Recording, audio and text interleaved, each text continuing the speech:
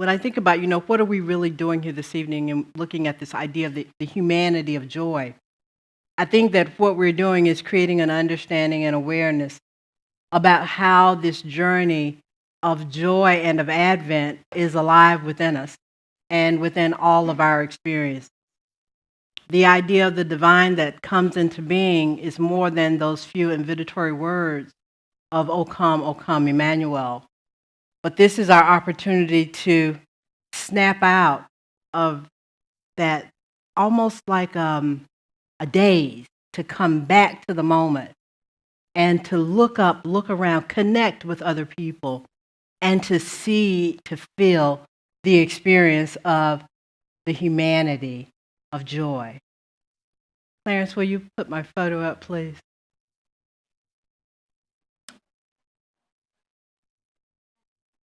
So this is Shanti. Shanti, this is also his Tinder profile photo, by the way. Um, only Kai can get him to do this. Shanti is 5.5 years old. He's a dash hound. He is my ride or die, my road dog. He gets to test drive every sermon long before I ever come into a room with you all. And what I have learned is every time I accept an opportunity to speak, to preach, or to teach, that when I say yes to that invitation, that I'm saying yes to a whole lot more in my life. What I've found is this series, The Humanity of God, has really been for me like getting a new pair of glasses. First, they get to match my outfit and they get to present a different outward image.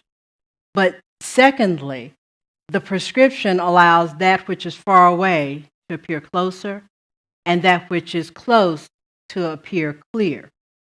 So I began this past week by traveling to Detroit for the last of my ordination and licensing interviews. And I'm trying to tell you, and I'm happy to report, nailed it. And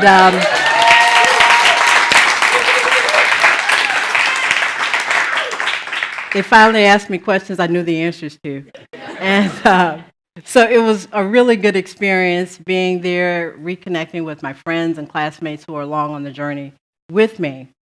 I came back home and I picked this little fellow up from the border. And for the past month or so, he has been fighting an eye infection. It's there, it's gone, it's there, it's gone, it's there, it's gone. And what I started to notice after I picked him up is this seemed like it was getting worse moment by moment. So I called my vet and I was like, what do I do now? Because, we've been to see you a couple of times and nothing's working.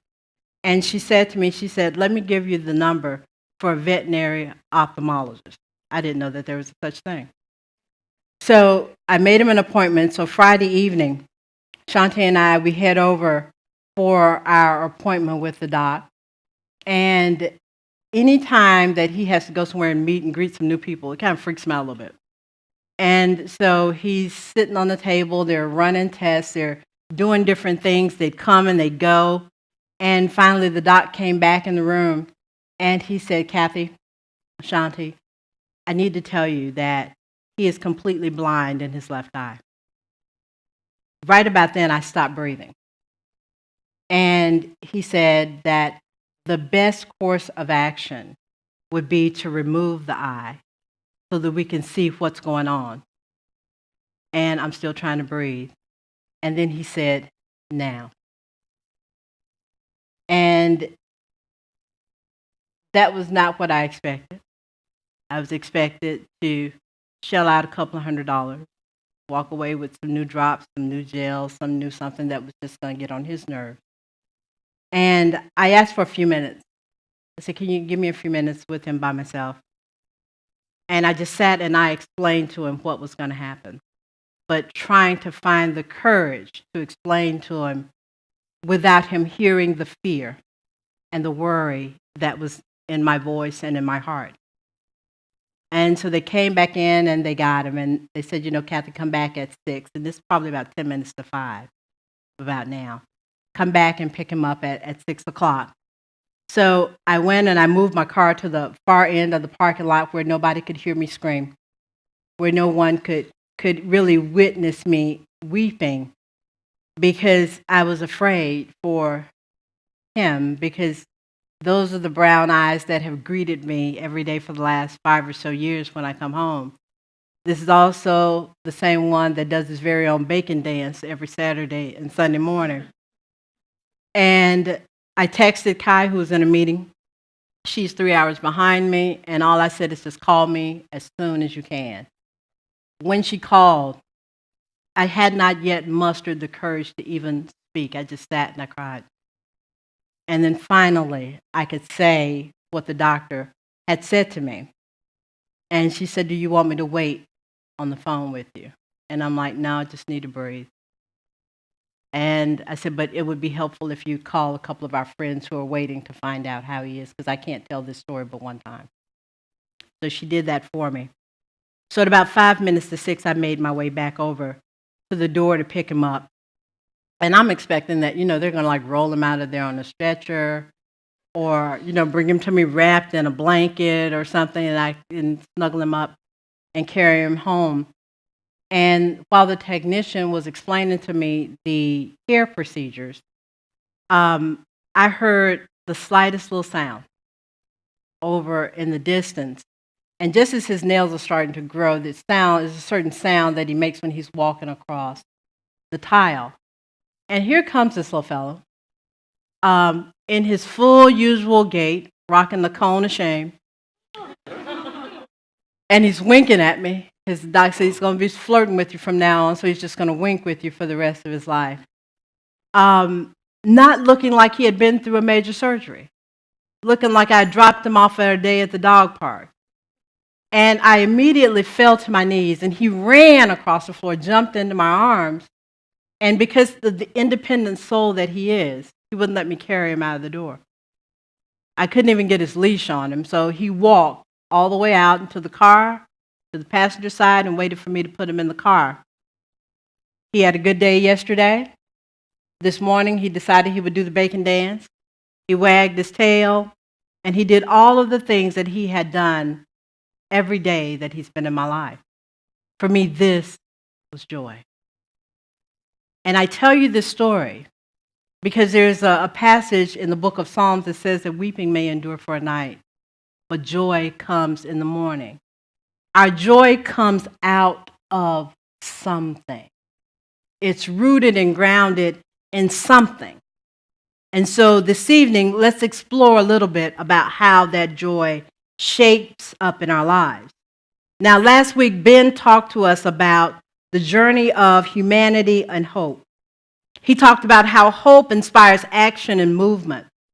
This allowed me to consider hope almost like a catalyst to move forward and to be drawn forward. So this evening, once again, we take up the mantle of the Advent journey in the exploration of the humanity of joy. Each day, we will be inviting you all through our Instagram posts to join the dialogue of the humanity of joy and notice through the lens of the daily themes where joy shows up in your lives. So if you're not already on Instagram, she doesn't know that I'm about to say this, please see Caitlin after the service. She'll be more than happy to help you. If she can help me get on Instagram, it was a Christmas miracle. So she will certainly be able to help you. And we invite you and we thank you in advance for lifting your voice in this effort. So last week, we lit what some would call the prophecy candle. That candle is a remembrance of those who first spoke of the coming of the Christ child. Today marks the second Sunday, and we lit what some would call the shepherd's candle. It remembers the first of those in a long line of people who would joyfully tell the story over and over again. This candle is a particular favorite of mine because being the second candle, it means we're halfway through. It means we're halfway to Christmas. The season of Advent, it reminds us of the story of the birth of Jesus, but let's not get it twisted and be totally distracted by the readings, by the songs, by the Christmas capitalism that pervades our existence. I want you to not miss the greatest thing, and that is what is being born in each of you. What newness, what new thought, what new way, what bright light is unfolding in your life. So don't be so distracted about the story and what it says that you miss the unfolding of joy and hope and love and peace in and as yourself. You see, hope fuels the dreams of that which is not yet, while joy is a response to that which anchors us in the now moment. The reason that experience of being in that examination room with him was hearing all that the physician said, and then he said, now. You see, we can get wrapped around the distraction of the past. What was? We can also get overly concerned about the future, what's not yet. But we'll miss what is happening right now. We'll miss what's up because we are so pulled in these other directions. But allow joy this week to be your anchor. You see, here's the thing about joy. Joy cannot and does not exist on its own. We can't purchase it by the pound. We can't gather up a handful from the side of the highway of the road of life. And we cannot even check the one-day free shipping box when we get to our cart. You see, the thing about joy is an outcome and a byproduct. It is a because in relation to the experience that somehow, some way renders us speechless for a moment. I talk for a living, so for something to render me speechless, man, it has got to be cool. You see, I love the season of Advent because it demands something of us. Or rather, it offers us over and over again an opportunity to take the very best of what we have and bring it as a gift for the common good. You see, in thinking about what is this idea of joy, I want to share with you the thoughts that came rushing to my mind. You see, joy is an act of individual and communal resistance. Resistance against sorrow, despair, against loneliness, and the like. I believe that is why we are compelled to bring joy to the world. Joy is also a practice of knowing, of being, of loving, and of listening. This is why we can engage the question, do you hear what I hear? This is no longer rhetorical, but now is a moral imperative. Joy is about the connection to something that is beyond ourselves, that is so magnificent, that is transcendent. This is why we choose each year to make this divine inward and outward pilgrimage to the depths of our very being, because we hear what says, "O come, all ye faithful." Joy is an inner strength. It enables a life to go well into the gentleness of the good night. From that place of that good night, we get to engage the thought of what is coming upon that midnight clear. Joy is a virtue that we are called upon to practice not just within our own lives, but in a way that it adds to the lives of others. It's out of our own very space of blessing and fortitude that we are able to say, we wish you a Merry Christmas. I cannot wish for you that which I do not have. Joy is a response to redemption, to creation, a steady state of spontaneous reaction. If this is true, then this is the story that both compels us and propels us to go and tell it on the mountain. You see, joy cannot be only a goal, what we do, a goal of what we do and the future outcome of how we live. I believe that joy is rooted in the very depths of love, the love that we have for one another, the faith that allows us to move from moment to moment, the peace that flows like a river, and hope enough to sustain us all for the journey. I think this is the way that we embrace joy in the world. This is why the angels said, "Hark," and we could hear the song that they sing. Joy is an itinerant. It can be visited in many places. I believe that its regular venue is in the confines of family and in the confines of communities, much like here at Collective. Community in and of itself is the love of difference. The face of the community is the mirror in which joy of one's own difference shines. This is when we're able to say it's beginning to look a lot like Christmas. You see, this series, this season, it's a movement that it requires us to absolutely pay attention. To pay attention to more than the clearance and the sale signs. To pay attention to more than the traffic in and around the mall. It requires us to pay attention as though it is a discipline of active passivity, an intense concentration of what is going on right here and right now. It is what Simone Weil calls waiting. And she says that we do not obtain the most precious gifts by going out in search of them, but we find them by waiting for them. This is why Paul speaks of joy in the aesthetics and speaks of it not as an aesthetic, but as an ethic. The roots of joy, I believe that they are like the still waters, they run deep. So deep that it has both the power and the presence to attend the unspoken sorrow. Joy is vulnerability. It gives me to say to a room of people what I have yet to even say to my family without breaking down. Lawrence Wills speaks of this joy, and he says that it's almost as though it attends sorrow, as though sorrow is the small hole in the flute through which joy breathes its tune. Joy resists articulation and control. It's always vanishing. It's always beckoning us to higher ground. It's a light against that which we know is darkness. But it's joy, simple joy, that's always trying to remind us of the truth of who we have always been. If only we could connect to things through the innocence and the presence of children. I believe that in our own way, we are just simply tall children. Children whose hair is a little bit lighter than it was days and years ago.